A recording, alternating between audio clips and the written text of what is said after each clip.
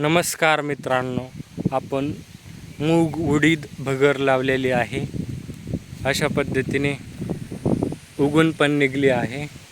येथे या साईडला एका साईडला भगर अशी आलेली आहे.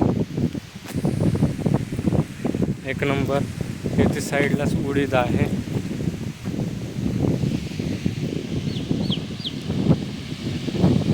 त्यानंतर त्याच्या साईडला मूग पण लावलेला आहे आपण. जास्त पातळ नाही, जास्त दाट नाही, एक नंबर आलेला आहे.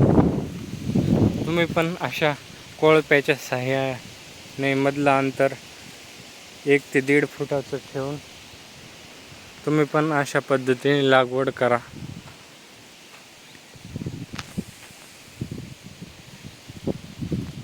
आता याला पावसाची गरज आहे. हे बघा, आमच्या रानातील हरिण अचानक आले. बघा किती उंच उड्या घेत आहे. कॅमेऱ्यात कैद लाईव्ह